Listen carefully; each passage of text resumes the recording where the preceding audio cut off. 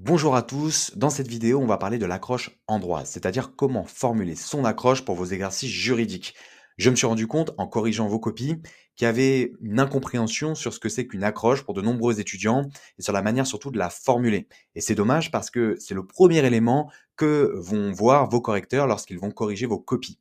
Et la deuxième chose aussi, c'est que vous êtes beaucoup à stresser pour vos accroches et à préparer des citations pour le partiel.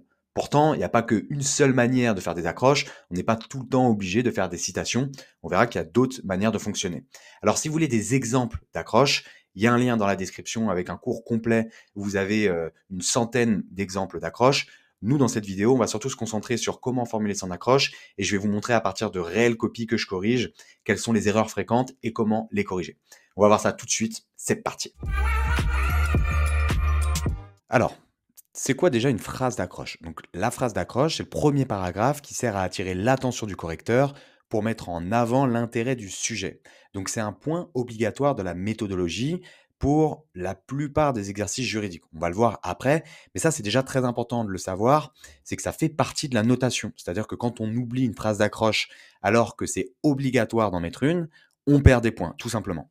Alors, je vais le voir avec vous parce que en fonction des différentes universités, il y a des petites variations parfois sur la nécessité ou pas d'une phrase d'accroche. Donc, dans la fiche d'arrêt, moi, dans la plupart des universités que j'ai vues et dans l'université dans laquelle j'étais, c'était pas obligatoire de mettre une phrase d'accroche. Mais j'ai vu certaines universités qui l'imposent.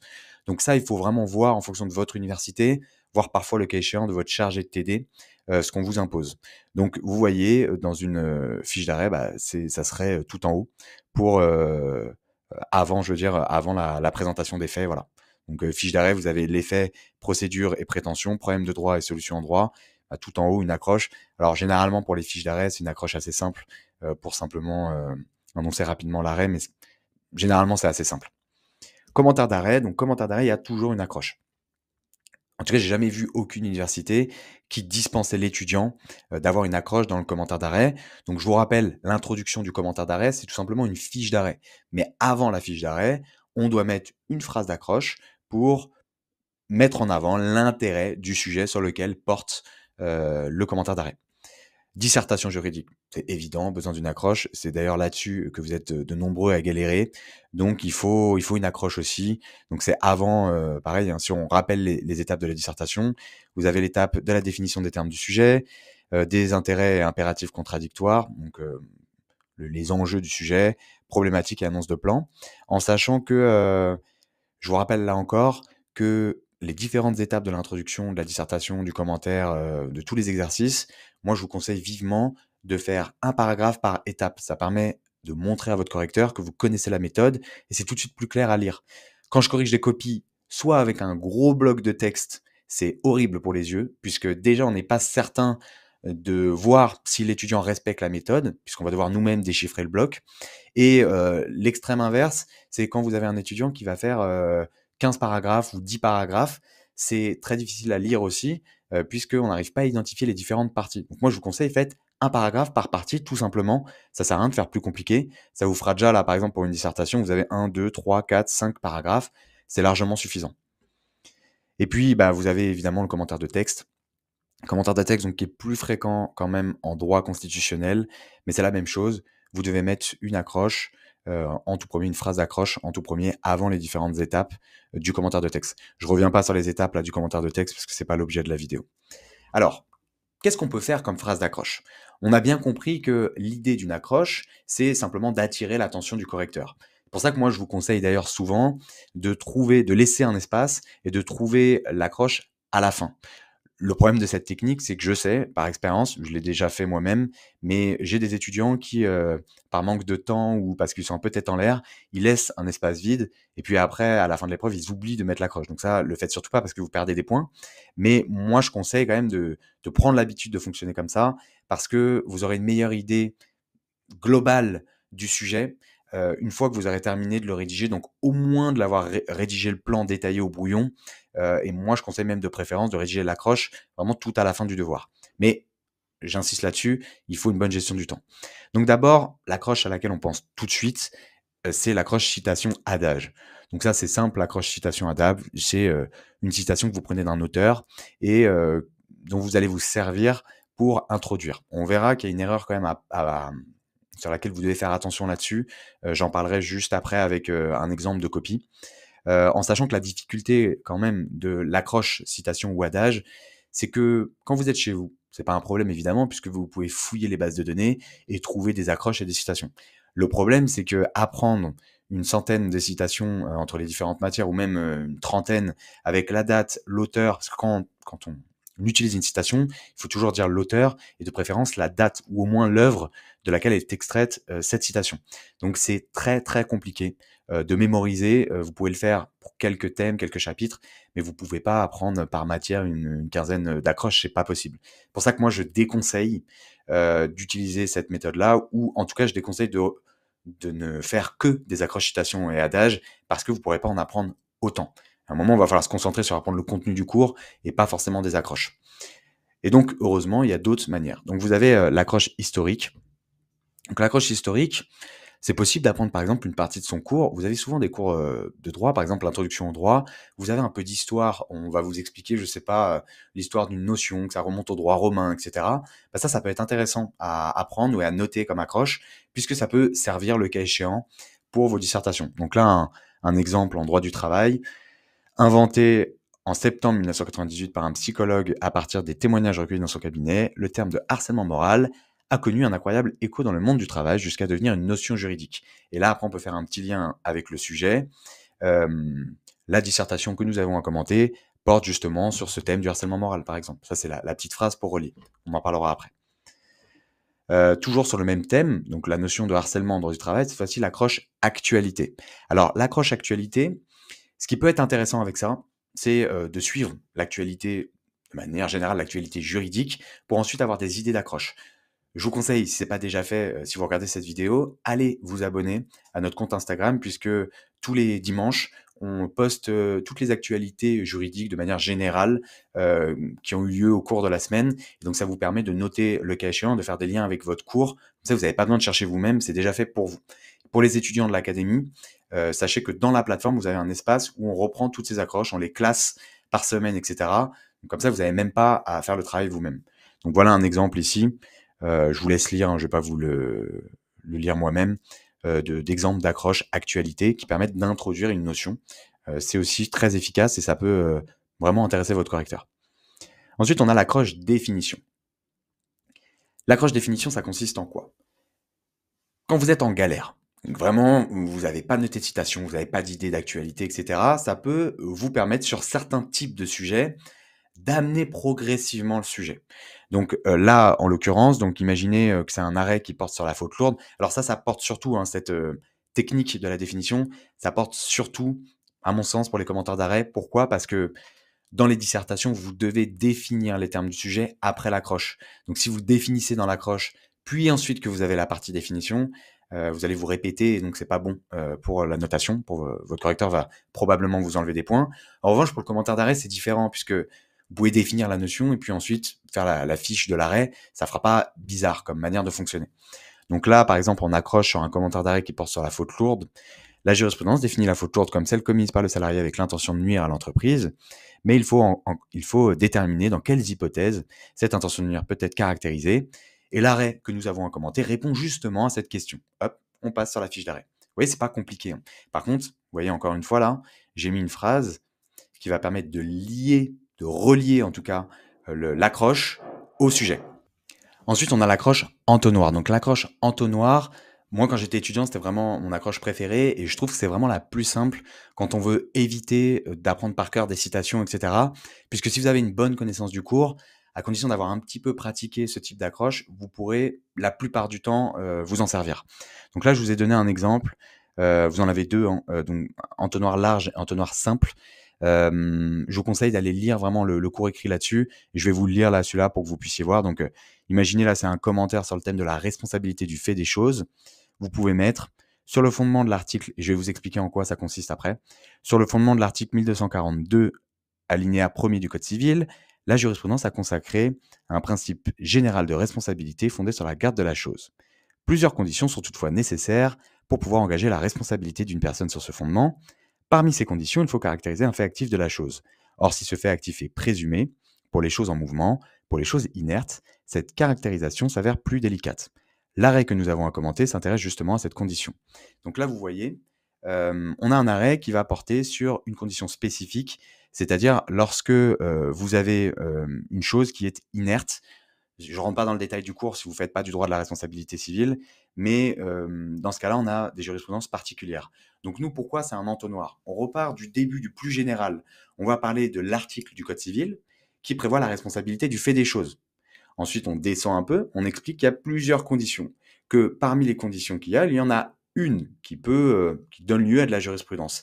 Et dans cette condition, elle est interprétée différemment selon que la chose est en mouvement, première branche, ou inerte. Nous, hop, on part sur la branche inerte. Et là, justement, dans cet arrêt, on s'intéresse à cette condition sur la chose inerte. Donc, vous voyez, on est parti de quelque chose de général et on a amené au plus spécifique et on a relié, grâce à cette phrase-là, l'arrêt que nous avons à commenter s'intéresse justement à cette condition. Donc ça, c'est une technique mais extrêmement puissante pour formuler vos accroches.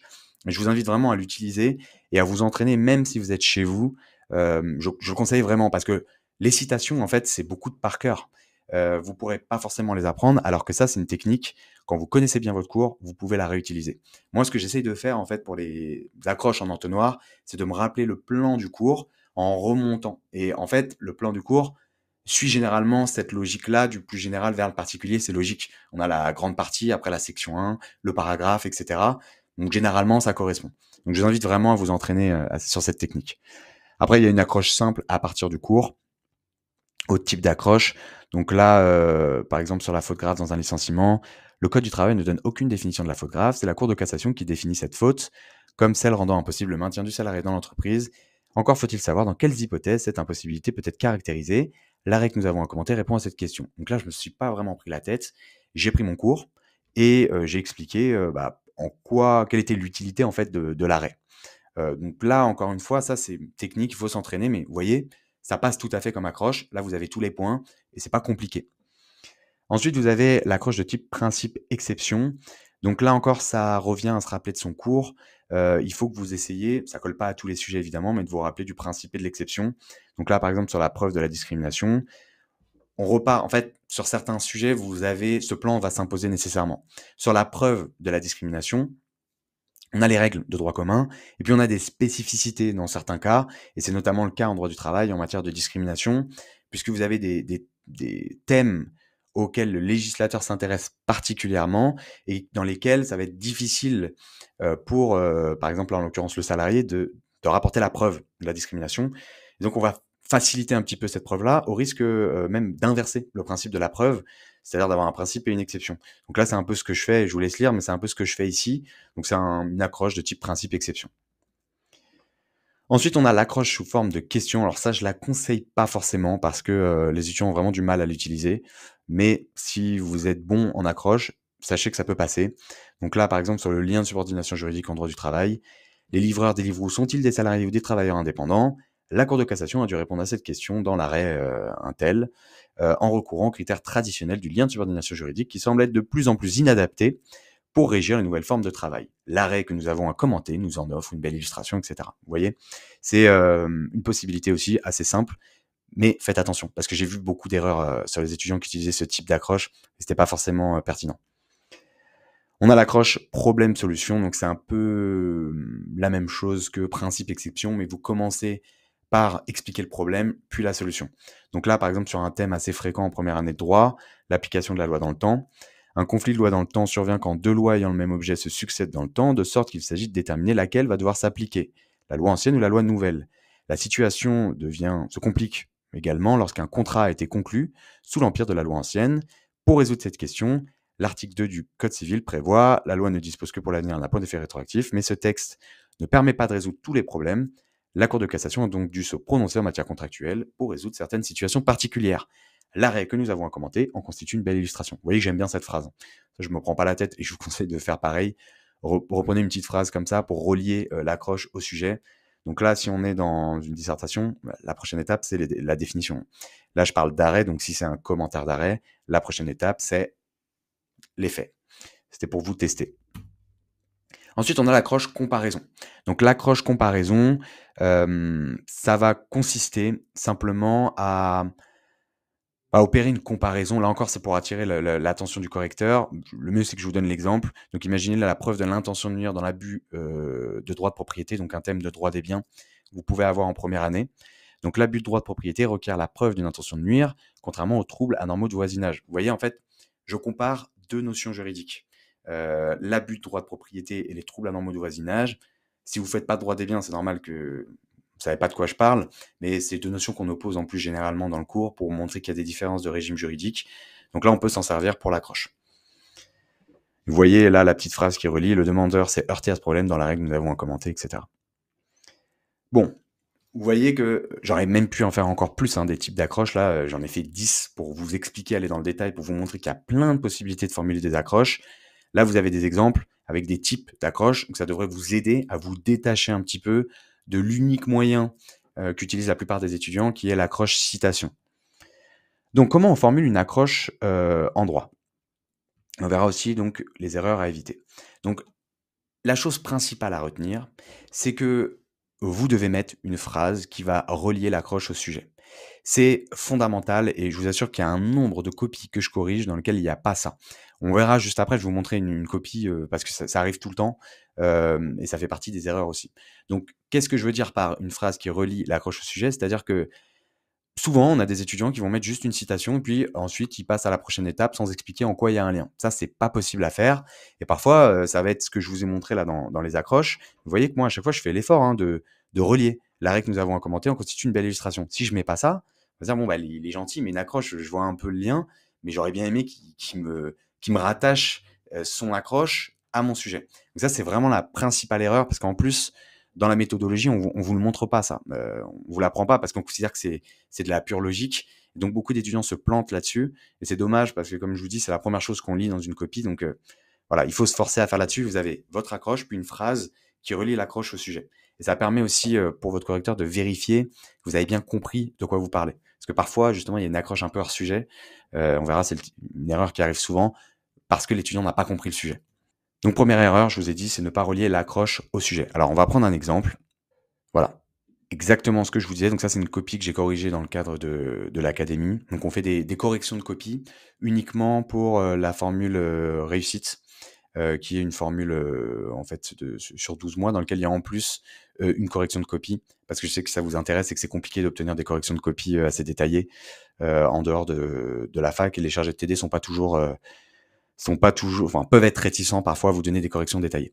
Donc là, vous voyez ici, donc moi j'ai rappelé les étapes, hein, pour bien montrer que dans la méthodologie d'une dissertation, il y a bien, ici le lien entre l'accroche et le sujet. Je préfère le répéter parce que les étudiants ont tendance à oublier ça. Donc là, vous voyez, on m'a mis juste une citation: «La démocratie, c'est le gouvernement du peuple exerçant la souveraineté sans entrave». Il y a pas de lien. Donc, on passe ensuite directement à la définition des termes du sujet. C'est pas possible. Là, il aurait fallu mettre une phrase pour expliquer le lien et je vois même pas le lien en fait ici. Donc là, il y a un problème. Il faut, si vous mettez une citation, l'expliquer, le rattacher au sujet. Donc là, la démocratie, c'est le gouvernement du peuple exerçant la souveraineté sans entrave. Voilà, il y a pas de, moi, je vois pas le lien dans cette copie. Donc là, je suis correcteur, c'est pas bon pour moi, il y a pas les points. Donc très important, relier l'accroche au sujet. Si vous n'arrivez pas à relier l'accroche au sujet, c'est peut-être qu'il y a un problème avec votre accroche ou peut-être que vous n'avez pas compris le sujet. Autre erreur que je vois souvent, c'est dépasser cette ligne. C'est-à-dire que vous avez en fait une accroche avec un paragraphe, qui est un énorme bloc de texte de 12-15 lignes. Ça, c'est pas le but. L'accroche, c'est simplement pour attirer l'attention du correcteur, pas besoin de faire trop long. Normalement, une accroche, c'est un paragraphe entre 5 et 7 lignes maximum. Donc faites attention, si ça devient trop long, c'est probablement que vous emmêlez les pinceaux et qu'il y a un problème dans la formulation de votre accroche. Troisième erreur, c'est quand vous rédigez plusieurs paragraphes. C'est ce que je vous ai dit en introduction, enfin au début de cette vidéo. Vous avez plusieurs étapes dans vos exercices juridiques. Mettons par exemple pour le commentaire d'arrêt, vous allez avoir l'accroche, la petite phrase qui relie, mais pour moi c'est dans le même paragraphe, au sujet. Ensuite vous avez la fiche d'arrêt, donc la fiche d'arrêt qui est composée de différentes parties. Et ensuite vous avez l'annonce de plan. Il faudra un paragraphe par partie, maximum. N'essayez pas de rajouter plus de paragraphes, puisque le but c'est vraiment que la forme serve le fond. C'est-à-dire qu'en voyant vos paragraphes, le correcteur doit tout de suite se dire: «Ah bah ok, je vois là c'est l'étape 1, c'est l'accroche. Là c'est l'étape 2, si c'est la dissertation, c'est la définition des termes du sujet, c'est le deuxième paragraphe. Là ensuite j'ai un troisième paragraphe, ah bah ça doit être la présentation des enjeux du sujet, des impératifs. 4e paragraphe, etc. Si vous mettez par exemple 2 paragraphes pour votre accroche, bah, on perd cette logique-là et le correcteur va devoir faire un effort, lire en se disant: «Bon, c'est quoi ces 2 premiers paragraphes? Est-ce qu'il définit déjà, enfin pourquoi? Quel est l'intérêt de faire 2 paragraphes alors qu'a priori il y a besoin juste d'une accroche?» Donc très important, faites attention à ça. Votre accroche, c'est un paragraphe. Essayez pas de faire plus compliqué. Ensuite, rédiger une accroche hors sujet. Donc là, je vais vous prendre un autre exemple, mais ça arrive tout le temps. Alors, comme je vous disais, pourquoi il y a des accroches hors sujet? Soit l'étudiant n'a pas du tout compris le sujet et donc en fait, de toute façon, la note sera mauvaise pour le reste du devoir. Soit vous êtes trop précipité pour rédiger l'accroche et comme je vous ai dit, vous aurez peut-être mieux fait d'attendre la fin. C'est-à-dire qu'une fois que vous êtes plongé dans le sujet, vous avez fait un plan détaillé, que vous avez commencé à rédiger, si vous laissez un petit espace et que vous y revenez après, il y a moins de risques de faire des hors-sujets sur l'accroche puisque vous êtes déjà plongé dedans. Vous avez une meilleure connaissance de manière générale du sujet, donc il y a moins de risques de faire un hors-sujet. Donc je vais vous prendre un autre exemple. Vous voyez ici, donc c'est pas vraiment hors-sujet, mais c'est plus une accroche qui est imprécise. Là, vous voyez ici, si les notions encadrant le contrat administratif et son régime sont généralement stabilisées au niveau de la jurisprudence et de la doctrine, la question du recours contre ces contrats a connu de nombreuses évolutions lors de ces dernières années. Donc là, c'était le commentaire de l'arrêt Martin, donc qui porte sur les actes détachables du contrat et de manière générale sur le recours pour excès de pouvoir des tiers. Je rentre pas dans le détail, hein, c'est du droit administratif. Mais là, ici, vous voyez qu'en fait, on a une accroche voilà, qui est pas hors sujet, mais tellement imprécise qu'elle en devient presque hors sujet, puisqu'on voit pas le lien ici avec le sujet. Donc forcez-vous quand même à essayer d'avoir une accroche qui colle vraiment à ce dont vous allez parler. Il faut que ce soit précisément en lien avec ce dont on va parler. C'est pour ça que je vous conseille vraiment de le faire après. Et enfin, donc 5e erreur, c'est ne pas respecter certaines règles lorsque l'accroche est une citation. On l'a vu juste avant, je vais vous montrer l'exemple, mais la première erreur, donc c'est de balancer cette citation comme ça et de ne pas relier cette citation au sujet. La deuxième erreur, c'est de ne pas évoquer l'auteur. Je l'ai très souvent vu ça, ni même l'œuvre ou la date. En fait, quand on met une citation, normalement, on la met pas juste comme ça, entre guillemets, on explique d'après la formule de Montesquieu, hop, vous citez entre guillemets, et vous mettez entre parenthèses, par exemple, l'œuvre. En effet, Montesquieu considérait que c'est d'ailleurs l'objet de la dissertation sur laquelle nous devons rédiger, etc. Ce que je veux dire, c'est que si vous ne citez ni l'auteur ni l'œuvre, vous n'aurez pas les points non plus parce que ça manque de précision. On ne peut pas vérifier que ce que vous avez dit est réel, existe. Donc c'est très important de le faire quand c'est une citation. C'est pour ça d'ailleurs que certains étudiants ont tendance à vouloir apprendre plein de citations, mais en fait ils se mélangent les pinceaux. C'est compliqué d'apprendre non seulement la phrase, l'auteur, l'année, l'œuvre, etc. C'est pour ça que moi je vous invite à travailler les techniques, autres techniques que la citation que je vous ai montré pour les accroches dans cette vidéo. Et donc, je vous conseille voilà, de rédiger la citation entre guillemets, ça c'est bien, il faut le faire pour pas vous l'approprier à vous, parce que j'ai déjà vu des étudiants qui faisaient une citation sans la mettre entre guillemets, mentionner l'auteur, le titre de l'ouvrage et son année de publication de préférence. Et si c'est un commentaire de texte, là aussi c'est une erreur que je vois tout le temps, ne citez pas en accroche le texte à commenter directement. En fait, on peut pas faire une accroche avec le contenu du texte qu'on a à commenter, puisqu'on va le commenter après. Donc ça, ne le faites surtout pas. Si vous avez des commentaires de texte, je l'ai vu dans de très nombreuses copies, vous trouvez une autre citation d'un autre auteur, mais vous n'évoquez pas, ou à la limite du même auteur, mais pas du même texte. Là, encore une fois, si vous faites ça, vous allez perdre des points. Voilà, c'est tout pour les accroches. Je vous rappelle, si vous voulez des exemples d'accroches citations pour vos dissertations, notamment pour celles que vous avez à réaliser chez vous, je vous invite à cliquer sur le lien dans la description. Je vous dis bon courage pour vos dissertations, vos commentaires d'arrêt et autres exercices juridiques. Bye.